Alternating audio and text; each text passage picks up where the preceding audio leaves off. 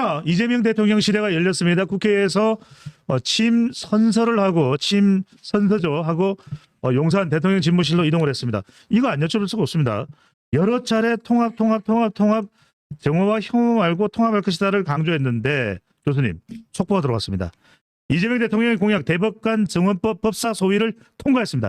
16명을 늘려 30명. 이거 어떻게 해야 됩니까? 진정한 통합의 길로 가는 겁니까? 아니면 대통령은 대통령대로 민주당은 민주당대로 다른 투트랙 전략입니까? 취임 사람들 그런 말 해요. 예. 뭐 취임사에서 그럼 나는 분열시키고 말이죠. 증오하고 혐오하겠습니다. 이렇게 얘기하는 대통령이 있습니까? 윤석열 대통령도 뭐라 그랬습니까? 국민 통합하겠습니다. 예. 나를 찍어주지 않은 국민들, 그 사람들도 대변하겠습니다라고 얘기했던 게 윤석열 대통령이거든요. 근데 몇 달 가던가요, 그거? 오래 못 가잖아요. 예. 그래서 이것은 뭐 별 의미가 없다고 보고 또 취임사에서 굉장히 많은 얘기를 했는데 전체적으로 취임사 자체는 이렇게 무난해요. 뭐냐면은 그 기본적으로 그 민주당의 색채를 가지면서도 보수 유권자를 겨냥해서 우클릭을 한 부분들이 지금 있는 겁니다. 그래서 실용 정보를 갖다가 시장 정보를 얘기를 했잖아요. 예. 이거 과거 같으면 누굽니까? 보수 정당 후보의 슬로건이에요. 이게. MB 아닙니까? MB가 그 얘기를 예. 했던 거죠. MB는 실용 정보만이라고만 했는데 거기다가 뭐까지 넣었습니까? 시장 정부다 이렇게 얘기를 예. 했거든요. 그러니까 굉장히 시장 천하적인 후보다. 이거는 사실은 뭡니까? 보수 후보들이 내세울 만한 얘기를 하는 거거든요. 그래서 결국은 그 규제 철폐 같은 경우에도 굉장히 쿨하게 이제 네거티브 규제로 가야 된다. 이것도 보수 정당에서 늘 주장했던 바고, 그렇죠? 거기다가 이제 재정의 역할 같은 경우가 약간 민주당 색채가 들어간 건데 그거는 지금 뭐 경기가 안 좋기 때문에 뭐 보수 진보를 떠나가지고 어느 정도 정부의 재정적 역할이 필요하다는 데 대해서는 뭐 예. 35조니 몇 조니 해가지고 합의가 좀 있는 부분이거든요. 그리고 뭐 한미일 동맹 강조하고 다만 그러면서도 플러스가 뭐냐면 북한과의 대화의 문은 열어놓겠다. 뭐 그 정도 얘기.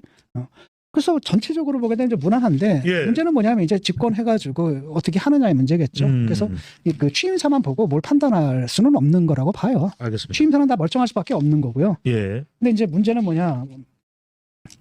결국은 문제는 결국 뭐냐면은 이분이 딱 등장해서 일단은 입법 190석이에요. 그렇잖아요. 조국열 신당까지 다 포함입니다. 합치면 190석이란 예. 말이죠. 거기다 행정권을 가졌습니다. 이런 정부는 역대 없었어요. 여대야 소대요. 그러니까 옛날에는 집권 여당이 다수석일 때가 많았잖아요. 그때도 이렇게 표차가 많이 나진 않았거든요. 아. 150석, 160석. 한쪽에 160석이고 저쪽에 좀 작고 이런 네. 거였단 말이죠. 근데 이거는 190석, 이건 10명만 있으면 개헌도 가능하네요. 압도적이란 말이죠. 패스트트랙 다 피할 수 있고 다 할 수 있고 뭐 이런 거란 말이죠. 이런 의석이라는 거예요. 그러니까 못하는 건 딱 두 가지가 있는 겁니다. 하나는 뭐냐 개헌 저지선. 또 하나는 의원 제명. 이 두 가지거든요. 10명 부족합니다. 이것만 빼고 모든 게 다 할 수 있는 겁니다. 그동안은 민주당에서 무리한 입법을 한다 할지라도 대통령이 거부권을 행사할 수가 있거든요. 그럼 다시 국회로 넘어오게 되면 그걸 가지고 뭐가 됐습니까? 다시 법안들을 갖다 무리한 법안들을 무효화할 수가 있잖아요. 예. 이제는 그냥 넣으면 바로 그냥 직통 완전히 뚫려버렸다는 겁니다. 이런 의석을 가진 적이 없었고 또 하나는 뭐냐 그걸 생각해보세요. 법사위를 지금 누가 가졌습니까? 옛날에는 소수당이 줬잖아요. 법사위. 예. 그걸 지금 민주당이 가져갔고 토사가 정청대 위원장입니다. 그러니까 모든 위원회들도 다수가 누구예요? 민주당이거든요. 예. 그러니까 그냥 다 통과될 수밖에 없는 거죠. 그러니까 제어할 힘이 없는데 여기서 이제 뭐까지 넘어가는 거예요? 사법. 그래서 뻔합니다. 이재명은 자기 임기 기간 동안에 자기 사법 리스크를 덜어내야 돼요. 그러려면 모든 수사는 지금 끝났고 어디로 넘어왔어요? 지금 사법부로 넘어갔거든요. 예. 그럼 이제 뭘 해야 되는 겁니까? 검찰개혁이 아니라 검찰 수사받을 때는 검찰개혁을 해야 되지만 예. 이제는 재판받을 때는 뭡니까? 사법개혁을 해야 되는 거고 아. 그러니까 임기 첫날에 바로 뭘 한 거예요? 그냥 대법관 증언안을 딱 해서 법사를 통과시켜버린 거예요. 첫날. 예. 해가지고 집권 여당이 뭡니까? 집권해서 처음으로 한 게 자기들을 위한 걸 한 거죠 지금. 자기들 위한 거고 이재명을 위한 걸 딱 한 겁니다. 그리고 이게 내일이나 내일 모레쯤 되면 이제 통과돼요. 본회의에 올라가면 예. 바로 통과가 되거든요. 그러면 이건 어떻게 막을 수가 없는 겁니다. 그냥 아하. 가는 건데. 그러면 법원이 이제 30명으로 증원됩니다. 예. 그럼 지금 12명 중에서 18명이 늘어나는 거잖아. 이 18명은 누가 채웁니까? 다? 민주당. 민주당에서 다 집어넣는 겁니다. 민주당 정권화에서 이재명 정권에서 다 채우는 거거든요. 나는 그래서 계속 얘기하는 게 그 법관 대표자 회의 소집을 요구했던 그 26명 있잖아요. 예. 이런 애들이 다 들어간다는 거죠. 라고 한다면 대법원 자체가 편향이 된 거예요. 그러고 한다면은 자기가 1심, 2심 거쳐서 대법원 간다 하더라도 자기한테 유리한 판결이 나올 수 있게끔 또 이렇게 판을 짜는 거 아니겠습니까? 예. 이런 식으로 자기의 사법 리스크를 무화시키기 위해서 대한민국의 사법 시스템을 왜곡시킬 이런 가능성이 있다. 또 그럴 가능성이 아니라 필연성이거든요. 예. 그걸 할 수밖에 없다라는 게 제 우려고요. 많은 사람들이 우려일 겁니다. 교수님 궁금해서 여쭤봅니다. 오늘 이재명 대통령은 국회 로텐도홀에서 사부 의원입니까 어부 의원이 바로 조희대 대법원장과 악수를 하는 장면이 나옵니다. 자, 이 악수는 화해의 악수입니까? 레이저 악수입니까? 그냥 악수하는 거죠. 그냥 만나서 악수하죠. 그럼 악수도 안 하고 평하고 지나치겠습니까? 별 의미가 없는 겁니다. 그거는. 결국은 뭐예요? 대법원을 이제 장악하겠다라는 거고. 예. 그다음에 후속 입법들이 계속 따를 겁니다. 뭐 여러 가지 입법들이 있지 않습니까? 그래서 자기가 일단은 자기가 그 임기를 끝나고 물러난다 할지라도 계속 사법 리스크가 남아 있는 거 아닙니까? 예. 재판을 아무리 내가 중지시킨다 하더라도 뭐가 남아 있는 겁니까? 이게 사법 리스크가 남아 있기 때문에 그것에 가장 유리한 지형을 만들어 놓고 임기 중에 만들어 놓으려고 할 거고, 그다음에 민주당의 의원들도 그걸 아니까 그걸 통해 가지고 뭐 하는 겁니까? 아부라는 거죠. 거기서 자기들이 잘 보여가지고 그다음에 자기들은 이제 공천을 얻는 거고. 그다음에 높은 지위로 올라가는 거고, 예. 이렇게 지금 짜여 있기 때문에 저는 필연적으로 그쪽으로 갈 수밖에 없다고 믿습니다. 그리고 상당히 무리한 행보를 할 수도 있어요. 근데 거기에 대한 반발은 상당히 심할 거라는 겁니다. 이번에 보게 되면 예. 여론조사 봤습니까? 여론조사를 딱 봤는데 이번에 방송 3사에서 여론조사를 했거든요. 출구조사 여론조사입니다. 그래서 여론조사를 했는데 이재명이 대통령이 당선된 이후에 재판은 계속되느냐 안 되느냐 물었습니다. 예. 계속된다라고 대답한 사람이 얼마나 될 것 같아요? 64%예요. 압도적이네요. 압도적이죠. 중단된다라고 한 사람 26%입니다. 심지어 민주당을 지지한 사람들조차도 42%가 재판은 계속돼야 된다고 얘기하는 거예요. 민주당 지지자들의 42%도. 이게 이제 뭐냐? 국민들 그래 이번에 내란 정식 오케이 알았어 너 찍어줄게. 하지만 심판은 심판이고 재판은 재판이야 이거야.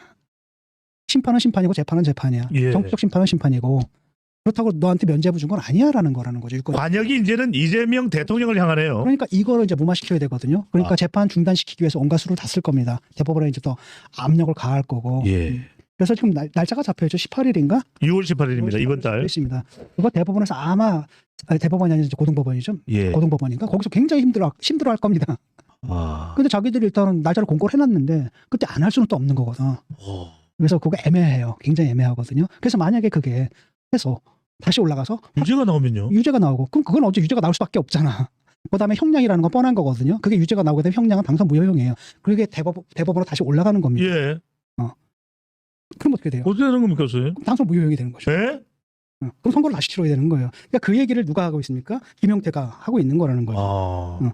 이 당선돼도 유죄면 조기 대선인데 예. 유죄는 사실상 확정됐거든요. 형량도 거의 확정됐습니다. 남은 건 뭐예요? 요식 절차만 남은 거예요. 고등법원 거쳐가지고 다시 어디로 가는 거? 대법원으로 가는 그 공식 절차만 남은 거거든요. 예. 이게 된다면 한 달, 두 달, 세 달 사실 오래 걸릴 것도 아니잖아요. 그렇죠? 라고 한다면은 당선 무효형이 되는 거예요. 네. 그러니까 이걸 어떤 식으로든 이 문제를 갖다 민주당 풀어야 되거든요. 알겠습니다. 그러니까 아마도 굉장한 압력을 가할 겁니다. 네. 사법부에. 지금 일본 분이신 것 같은데 슈퍼챗을 보내주셨습니다. 진 교수님 말씀에 귀 기울이고 있고 또 주목하고 있고 되새기고 있다 이런 말씀을 해주셨습니다.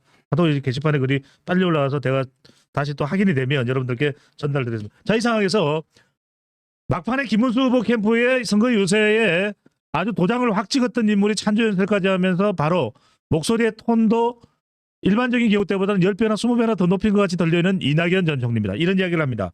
삼권 장악, 괴물 독재 경고, 기후로 끝나길. 이 이야기는 이낙연 전 총리마저 지금 민주당이 이재명 후보가 이긴 이재명 이제 대통령 탄생에서 상당히 몸을 사릴 수밖에 없음에도 불구하고 이 이야기를 또 꺼냈나요? 어떤 배경으로 봐야 될까요, 교수님? 이거는 우리 모두가 갖고 있는 걱정이잖아요. 우려이기도 하고. 왜냐하면은 아까 이제 페이스북 보니까 어떤 분이 그 얘기를 썼더라고요. 예. 뭐라고 썼냐면 이제 임금이 하나 이제 만들어졌는데 이분이 성군인지 폭군인지 모르겠다. 예. 그러니까 뭐 세종대왕이 될지 아니면 연산군이 될지 모르겠다. 그걸 조마조마한 마음으로 지켜보는 심정이다라고 얘기를 했거든요. 이게 문제는 뭐냐면 이런 거예요. 그 사람이 선의를 갚기를 바라는 거잖아요. 근데 민주주의는 그게 아니거든요. 시스템은 어떻게 설계가 되어야 되냐면 인간을 악하다는 전제에 설계해야 되는 겁니다. 설사 저놈이 악인이다 하더라도 악행을 못 저지르게끔 그래서 우리가 만든 게 삼권 분립이라는 거죠. 예. 그런데 그게 이제 무너지게 되면 뭐가 되는 겁니까? 그 사람의 선의에 의존해야 되는데 이재명 같은 사람의 선의에 의존을 해야 되는 이런 상황이라는 거죠. 그러니까 거기에 대한 그 우려를 표명한 거예요. 그러면서 한마디 덧붙인 게 이게 기후로 끝나길 바란다라고 얘기를 했는데 저는 이게 필연적이라고 보거든요. 왜냐하면 이 사람이 대통령이 돼서 사법개혁에 나설 수밖에 없어요. 자기가 살아야 되거든요. 그러다 보면 결국은 뭐랄까 삼권 분립을 무너뜨릴 수밖에 없는 거거든요. 예. 그래서 저는 이건 이게 뭐 그 사람의 인성에 기대하고 그럴 문제는 아니다. 상당히 필연적이다. 그럴 수밖에 없다. 네. 그리고 그럴 경우에는 굉장한 뭐가 후폭풍이 불 거다. 왜냐하면 아까도 얘기했듯이 재판 계속해야 된다는 사람들이 지금 60몇 %, 60%. 근데 이 사람들의 뜻을 거스르고 이게 국민의 뜻이잖아요. 예. 이걸 거스르고 자기들의 행보를 계속해 간다라고 해서는 굉장한 억풍이 불고 그래서 저는 민주당과 이재명의 위기는 집권하면서부터 시작될 것이다라고 얘기를 했던 겁니다. 교수님, 지금 자기들의 행보는 계속해 나간다. 그런 맥락일까요? 지금 오늘 인사를 발표했습니다. 국무총리 김민석 의원 지명, 비서실장에 강훈식 의원, 안보실장인가요? 위성락 의원, 그리고 국정원장이 상당히 홍장원. 아닙니다. 국정원장은 이종석. 이종석 일참. 그래서 지금 이종석 어느 때 인물입니까? 노무현 이분이 옛날에 전 대통령 통일부 장관 때인데요. 하지 않았습니까? 그렇습니다. 통일부 노무현 전 장관하고, 대통령 때 통일부 장관도 기억이 나는데 그래서 이건 뭐 인사는 예. 뭐 그렇게 뭐 흠잡거나 이럴 문제는 아닌 것 같아요. 정권이 아하. 바뀌었으니까 뭐 고만고만한 사람들이 됐겠거니. 그래서 저는 이렇게 여기서 크게 문제 삼고 싶지는 않습니다. 예. 그리고 또 정권이 바뀌었으면 한 6개월 동안 허니문이라 그러잖아요. 그러니까 마음에 들지 않아도 뭐 꼬치꼬치다 시비 걸고 그럴 필요는 없는 것 같고 어느 정도 일을 하게 한 다음에 네. 그 결과들이 보이기 시작할 때 그때 비판해도 늦지 않는다라고 봐요. 이런 문제에 대해서는. 그래서 는 여기에 대해서 별로 시비 걸고 싶지가 않아요. 예. 네. 결국은 이제 지지율로 평가를 받게 되는 이재명 대통령입니다. 자, 오늘 우원식 국회의장이 마련한 이재명 대통령과의 여야 대표 회동에 김용태 국민의힘 비상대책위원장이 참석을 해서 뭐 여러 가지 좀 발언을 하긴 했습니다만 이건 그 자리에서 발언 아닌데 방금 전에 교수님 하신 말씀의 연장선상으로 보입니다. 이 당선돼도 대통령 임기에 들어가도 유재면 조기 대선. 근데 많은 분들 또 우리 시청자분들이 제일 궁금해할 건 이 부분입니다. 실현 가능할까? 정말 또 2, 3개월 만에 대선이 일어날까? 사법부가 상당히 쫄아있지 않을까? 교수님 어떻게 보시는지요? 글쎄요, 뭐 모르겠습니다. 앞으로 어떻게 전개될지는 저는 잘 모르겠는데 바로 이것 때문에 상당히 이제 무리가 일어날 겁니다. 분명히 대법원에 어떤 그 압력을 넣거나 아니면 대법원이 이제 스스로 알아서 길 수가 있죠. 그러니까 법원에서 아예 그 재판을 안 할 수가 있거든요. 예. 계속되느냐 안 되느냐가 판단은 누구한테 맡겨져 있냐면 해당 법원의 판사에게 맡겨져 있는 거거든요. 이런 판사들이 대통령을 뽑았는데 이 뻔하게 당선 모여가 되게 뻔한데 계속 재판을 갖다 계속할 수 있을까? 굉장히 심리적 중압감을 느낄 거라는 거예요. 그렇다고 해서 만약에 또 안 한다라고 한다면 또 봐줬네 뭐 예. 이러면서 이제 시끄러워지기 시작하는 거겠죠. 그것까지는 제가 예상을 해요. 그런데 엄청난 압력을 느낄 겁니다. 압박을 느낄 겁니다. 예. 교수님 그냥 궁금해서 여쭤봅니다. 조희대의 대법원장 참 최고는 왜소하지만 강단 있는 법관으로 알려져 있습니다. 오늘 이제 오부 요인 참석한 취임 선서에서 이재명 대통령과 악수도 했는데 조희대 대법원장이 정말 법관의 양심과 목숨을 걸고 나설까요? 어떨까요, 교수님? 그건 뭐 조희대 대법원장이 나설 일은 아니에요. 올라오게 되면 누가 하는 겁니까? 누가 또 그거 심의하기 위해서 만들고 예. 그거 하는데 뭐 전원합의체를 다시 소집하거나 이럴 것 같지. 뭐 조희대 대법원장이 뭐 전원합의체가 있다 한들 자기는 그냥 표 하나잖아요. 예.